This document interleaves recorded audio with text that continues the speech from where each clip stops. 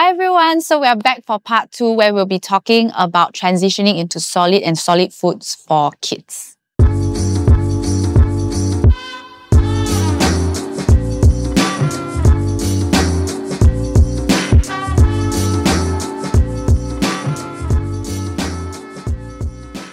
So what's the right age or ideal age to transition our child from milk to solids? Milk to solid. Wait, before you answer, can I ask when all of them transition? Yeah. Actually, I want to know, when did you all transition? From milk to solid. Yeah. Mine is like on the dot 6 months. Cannot wait lah. Want to start, excited. want to see their reaction, how they feel, how they will look like when they eat solid food. Yeah, 6 months for me In fact, exactly. when I had my first child, I was so excited. Google tell me 4 to 6 months. I started 4 months, and then the teachers told me I started too early because she started rejecting food. Yeah, so how is that? Like, because we were told 6 months, but there are some, I mean, our moms would be like, dah lah, kasih makan. Oh, sorry, Malay.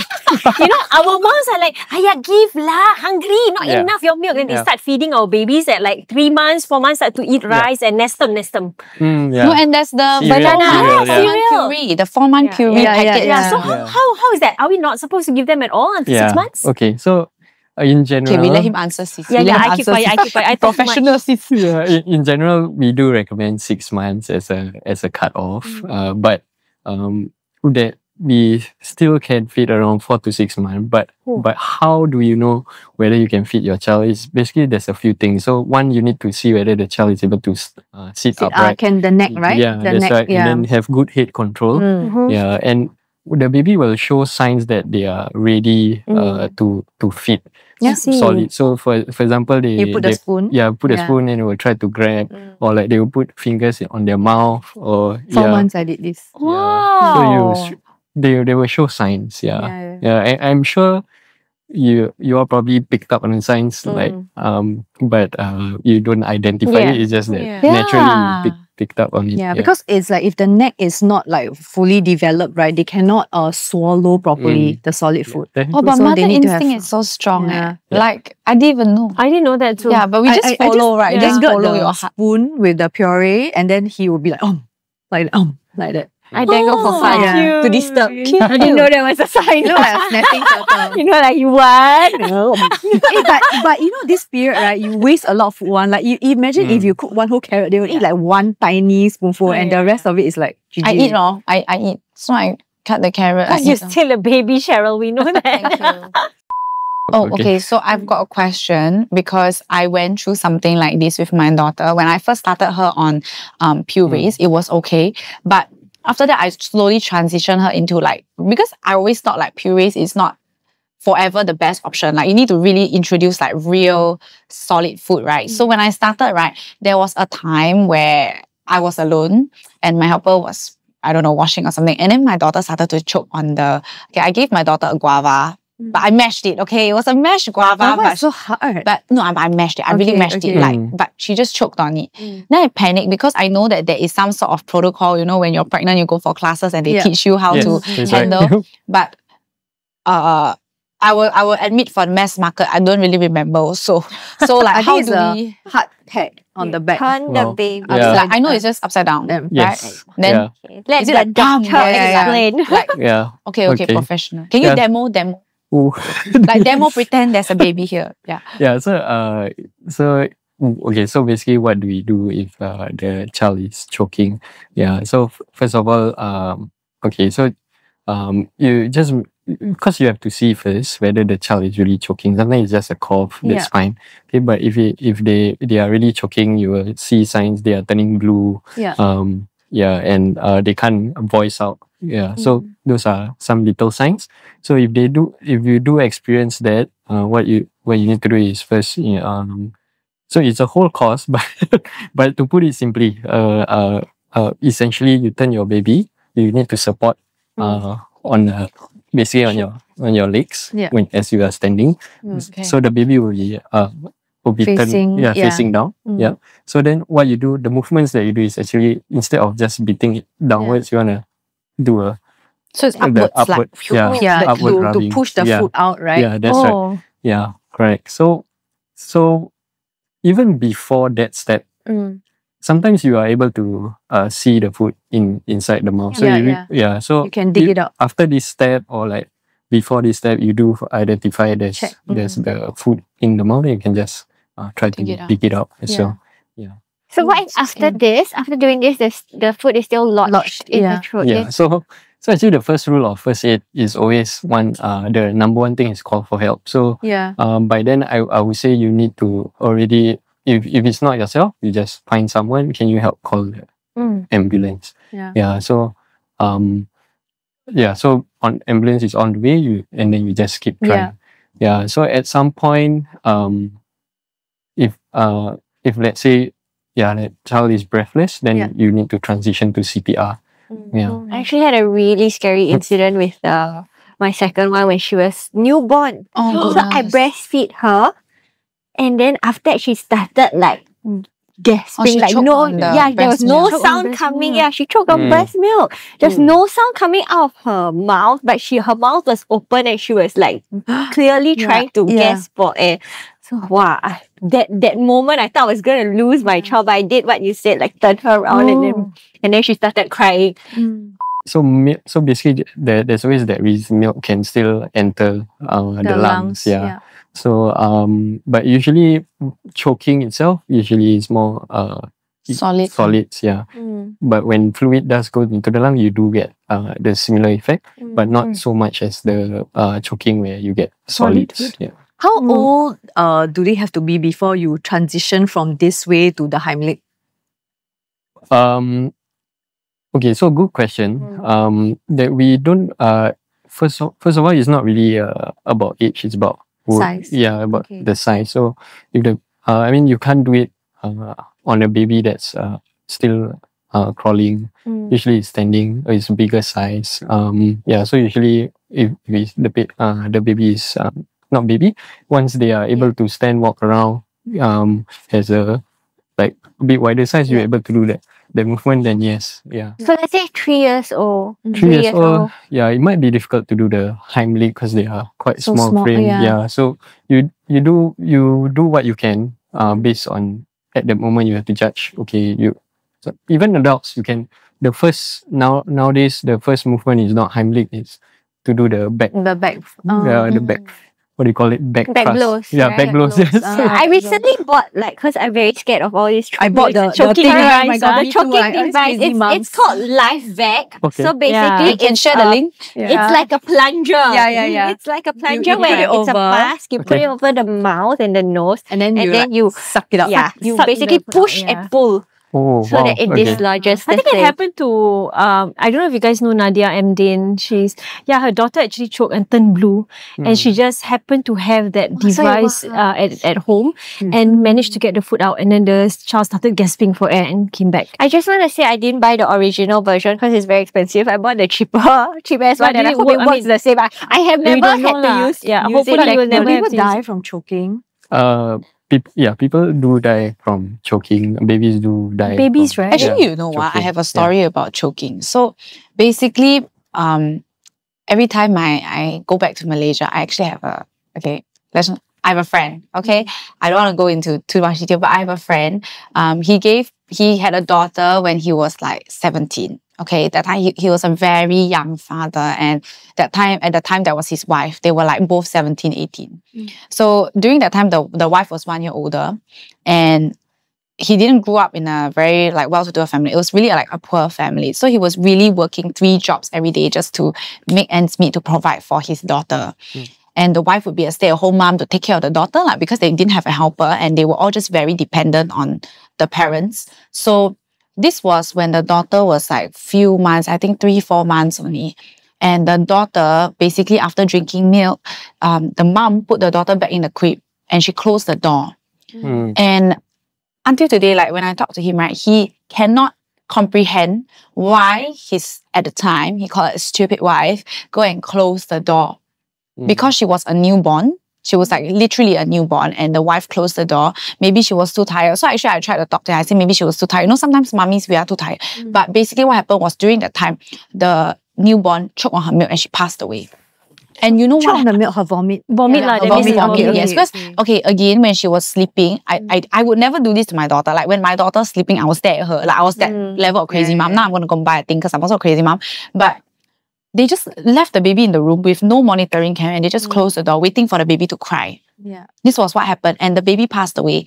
And my friend, because he was so busy working, he only managed to see his daughter. Like, when I say busy working, I mean like 6 a.m. out of the house, come back 12 a.m. He was so dead tired. He would shower, see the baby and sleep. But every time he would see his daughter was like asleep. He could never see her awake. The only time he saw her awake was during the, when she was born, and then like during her midnight feeds, that's all. He never even gotten to like properly spend one day with her, because every day he was working. And when he came back, the baby died. So the next time he saw his daughter was in the hospital. And then when he came to the hospital, he got a call, he came, he saw his baby lying, passed away there. And he said until today, he cannot forgive the ex-wife. He cannot forgive her. He cannot forgive her family. He said like that was horrible. Like he even as a father, he said he don't understand why the door had to be closed. But I think sometimes choking is rather silent as well, right? So even Like, if the door was open, they might not have heard it. That's what I told him also. I said because to be honest, this kind of thing you must really watch. That's why just now when you said choking on like vomit or milk, then that is so is there even scarier. Anything we can do to prevent that, like maybe sleeping position of the baby, for example? Is it always must burp, right? Like the baby always must burp when they are younger or something. Or with solids also, if there is a way to prevent choking with solids. So first of all, there's nothing like 100% prevention, right? But what we so to prevent choking in general, one is always supervision is essentially. So even when you start feeding solids, it's important for you to be there with the child. Even if the child is you are trying to allow the child to feed himself, you do have to be there to supervise. Number two, we try to ensure that the consistency of the food is right for the age. And one thing is whether they have teeth. So the consistency will be based on whether they are able to consume it at that age. So usually we do start with the pureed stuff, and then we slowly escalate eventually to more hard solids. Apart from that, in terms of sleeping, we do recommend not to so for example, sleeping position, don't lay the child facing down. We do want the child to basically face up. Make sure you place the child in a essentially a like a cot, where there isn't any other items around it. So this is just some precaution, some measures that we can do as a precaution. But however, there are cases where it is unfortunate that it happens. Can't really blame anyone. So sudden infant syndrome. So do you know how, like doctors always recommend introducing different kinds of food at different weeks, right? Like every week you try a different kind of food. Is it because the later you introduce a variety of foods, the more prone they are to developing allergies? You know, like you restrict them too long and then they develop allergies later in life. Does it work like that? I thought it's because does it have any relation at all? Yeah, I thought it's because you give them one food and then for X number of days to make sure there's no allergy before you move on to another. Yes, but and also because what I hear is like some parents are very kiasu, right? So they everything also, you cannot eat this, you cannot eat that, you cannot eat it. And then later in their lives they end up being allergic to these foods. A lot of Is it true? Is that to some extent there's some truth in that. We do want to introduce certain foods early, those with high allergens. So things like peanut, seafood. Seafood, but at the same time also you it's not you don't want to be restrictive, but you at the same time you don't want to like control too much. You allow the child to have their food at these certain intervals, but the intervals is more to allow the child to get used to the eating, so that for example they don't develop fussy eating in the future. But allergies wise, there's a lot of factors. I thought all along, like if you are born with this allergy, you have this, and it doesn't matter when you eat the prawn. So Yeah. It's in the chromosomes or something, is it? So there's a lot of factors that leads to allergies. So one is if you do have a strong family history of allergies, then the baby will naturally will more highly likely to have developed that allergy. But so there's two different thought process. So one is you don't want to feed too early till to the point that you risk the child develop the allergic reaction at such a young age. And then their body cannot cope with the reaction. Yeah, that's right. But at the same time also you don't want to introduce it too late because at the earlier stage the body get the way how allergic reaction works. If you introduce it early, there's a chance that you may prevent that from occurring in the future. Didn't know that. So it's true. So it's true. So there's some truth in it. Yeah. But so no wonder, 18 months onwards, I have friends who their child allergic to a lot of things. But I also realized that my friend is also very particular. Yeah. Maybe so like those controlling. people, these people who are very particular about what their children eat. Then the child is actually very allergic to a lot of things. Oh, but that's actually quite true. So when I was basically one of my brother's childhood friends, right? The mom, so this is like my brother's school friend. The parents don't even allow the kids to drink Coke, until they were freaking 12 years old.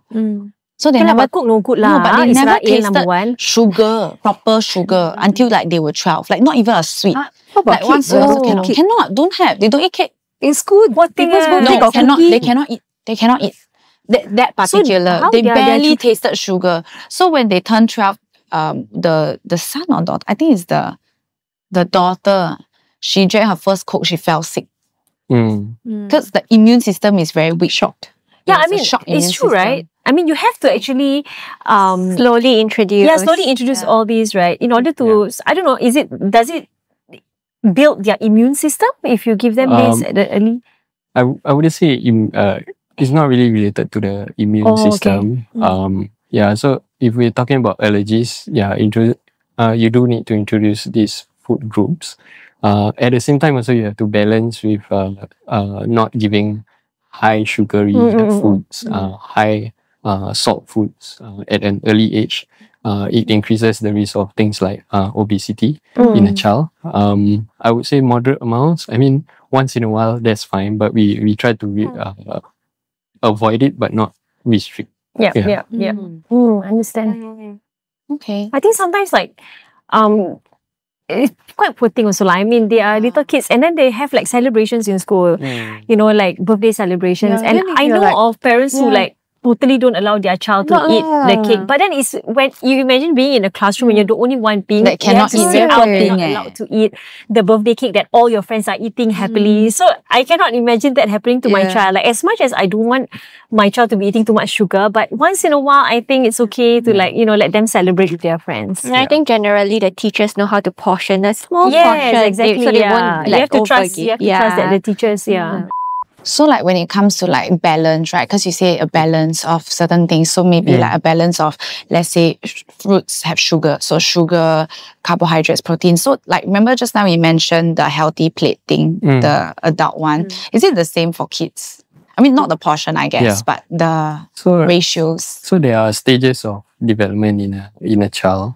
At the initial stage, they are growing. So they do need things like high iron foods, high protein foods. They do need high calcium foods. So the way to look at it is so for example, let's say we start from 6 months. That's where you start introducing solid foods. So eventually they will reach that their main food source will be from solids. Nutrition source will be solids. So you want to introduce the different food groups, different textures. For example, you want to introduce bread. You want to introduce not just fruits like banana. Apart from bread, banana, you want to introduce vegetables like spinach, broccoli. Eventually, once they reach 12 months, that's when in fact, you don't really need formula milk. You can switch to full cream milk. Yeah. Oh, really? From 12 months? Yeah, because they do need high fats oh, really? content. Yeah. I didn't know that. In school, they give all the packet milk, what? So From now you're preschool, saying like my daughter is 17 months, she can actually start full cream milk. Yeah, but see she like or not. She's still on her formula. Yeah, you can actually transition slowly. I heat it up and then pour into the milk bottle so they drink like that. But like any milk, you mean like any fresh anything milk? with the cow can already. You know the merry-go-round or what? Yeah, really. Make sure it's pasteurized. but not unpasteurized milk. Yeah, as in all the packet milk can already. All the UHC milk. Oh, All the wow, supermarket I one really can. didn't know that. Like that was something I'm actually like, wow. Yeah, that's right. Yeah.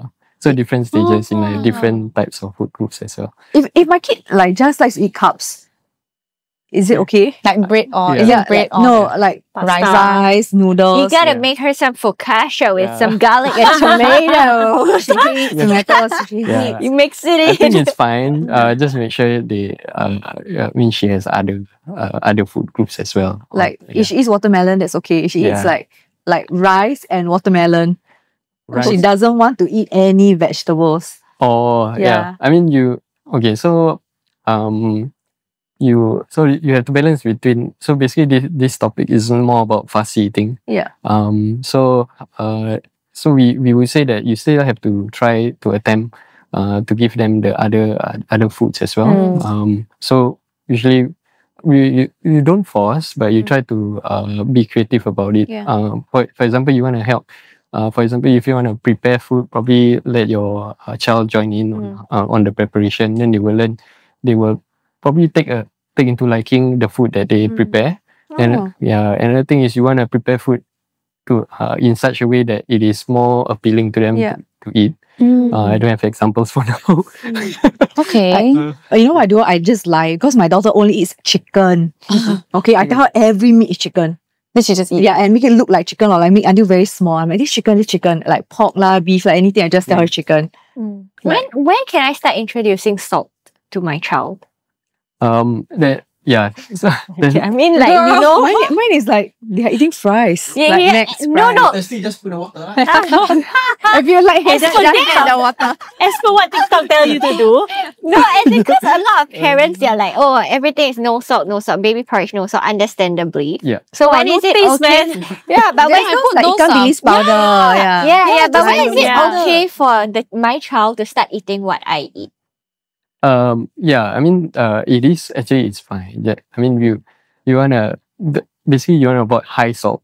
A bit of salt is fine. Okay. But my kids love high salt food. They love my food. Don't we all? Yeah, they love my chips. They love my like vegetables because it's super salty. Yeah. Drink more water. No, you probably have to try to Condition. down lah. cut down on Okay. salt intake if possible. So everything in moderation, basically. Yes, that's right. Yeah. So to round out this episode, basically, to start your kid on solids to transition is from 6 months onwards. Correct? Or when their neck is like very strong already. Okay. And the second one is to feed your kids different foods and spacing out the time to see what they're allergic to at pace, right? Like example, write it down if we can, would you say? I would say you want to introduce a variety of foods so they can appreciate a different variety of foods. In terms of allergies, you might help in terms of if you introduce it early, it might reduce the likelihood of getting allergies in the future. 6 months onwards as well. Correct. Yeah. So, okay. Yeah. We've come to the end of the episode. Special thank you to Dr. Zahran today for coming down and sharing with us a lot of wise words and advice for mummies. So if y'all have any questions, please leave them in the comments. And please make sure to also subscribe to our YouTube channel and also check us out on Spotify if you're on the go. Bye! Bye. Bye.